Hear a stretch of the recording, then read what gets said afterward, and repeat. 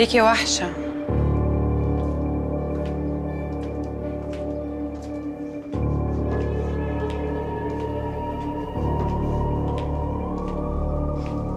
اللهم صل على النبي. ايه اللي جابك؟ خير؟ انا هاجيلك سكة ودغري.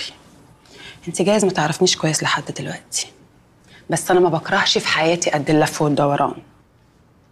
مين اللي قالك على مكاني؟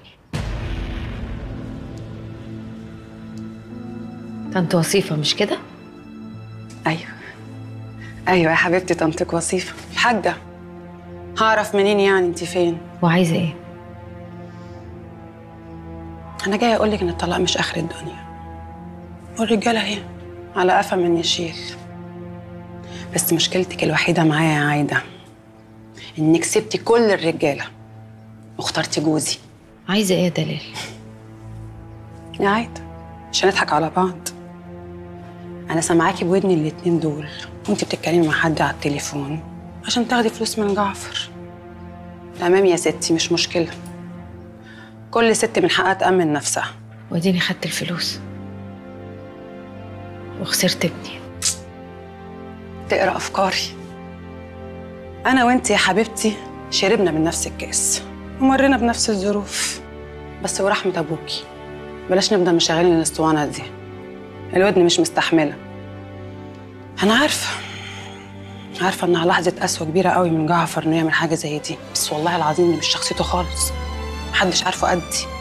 هو جعفر اللي عمل كده. الله، هو انت ما تعرفيش؟ لا عارفة.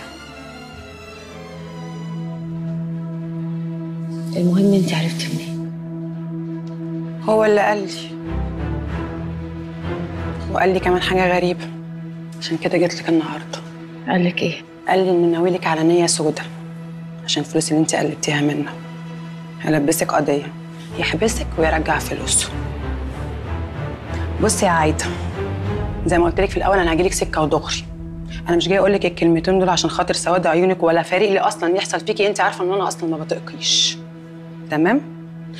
انا جايه هنا عشان خايفه على جوزي، خايفه يحصل له مصيبه من تحت راسك.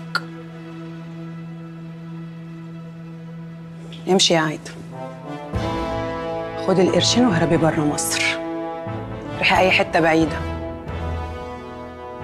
وجودك هنا في خطر عليكي وخطر على جوزي، وانا بصراحه مش هستحمل يحصل له اي حاجه من تحت راسك. انا كده جبت الناهيه وعداني العيب. شكرا يا دلال. على ايه يا حبيبتي؟ ما انا قلت لك مش عشان سواد عيونك يكش تولعي، انا بعمل كده عشان حياتي ما تبص. سلام.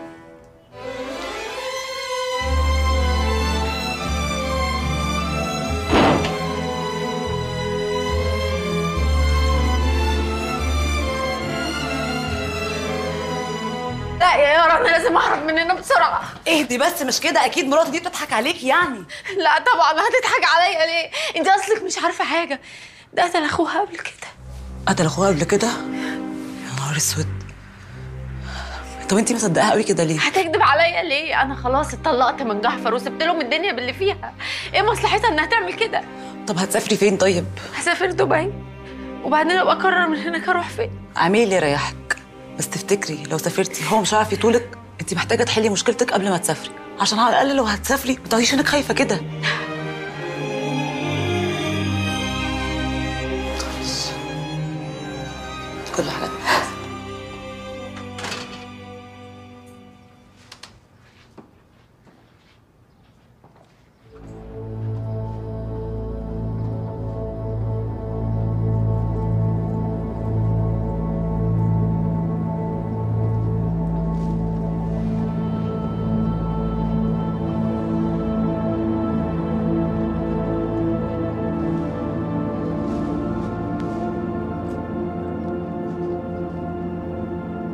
في ايه يا بنتي يا مقيحه؟ شفت حاجة غريبة حصلت مش مريحاني. شفتي ايه؟ شفت البت دلال وهي خارجة من بيت فتح الله وعمالة تتلفت حواليها يمين وشمال زي ما تكون عاملة. واحنا هنفضل كده لحد امتى يا سرية؟ كده اللي هو ازاي يعني؟ يعني شاغلين بالنا بدلال وعيلة فتح الله ومشاكل مش عارفة مين مع مين. واحنا فين من ده كله؟ فين حياتنا؟ انت عارفة يا سرية، انا النهارده السنة التامنة ليا مع جعفر. في ايه يا بت مالك؟ في انه اتسرق مني 8 سنين، 8 سنين من عمري. بجري في سباق ملوش اخر، لا عرفت اجيب عيل ولا اعمل بيت. دايما شاغله بالي باللي حواليا ومشاكلهم وناسيه نفسي. انا تعبت يا سرية، تعبت. طب بس والنبي بس. في ايه بس في البيت ده؟ حصل ايه بس؟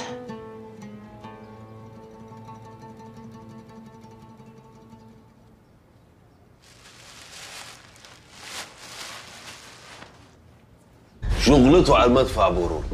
قلت له امسك في الست نجوى عشان نتغدى مع بعض. افتكر ان انا متحفظ عليكي، ما تزعليش. حقك عليا يا ست نجوى، منوره السيده زينب كلها.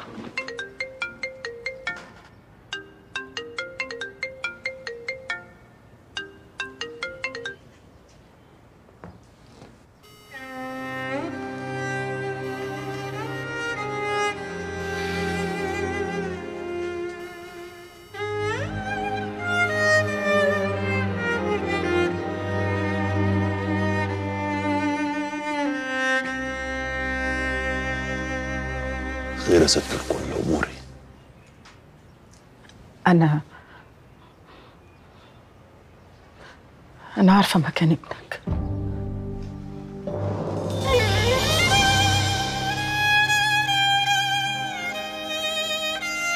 ابننا؟ أيوة. أنا هقول لك على الحكاية كلها من أولها. أصل بلال شامة كان معاشم أختي فاطمة بالجواز زمان. فاطمة أم سيف؟ أيوة. بعدين دخل عليها بعيل وقال لها خليه عندك. بعد كده عرفت إن هو عايز يخلص من الواد، فكدبت عليه وقالت له إن الواد مات وخدته ربته زي ابنها. ده عيل تاني غير سيف؟ لا، هو سيف.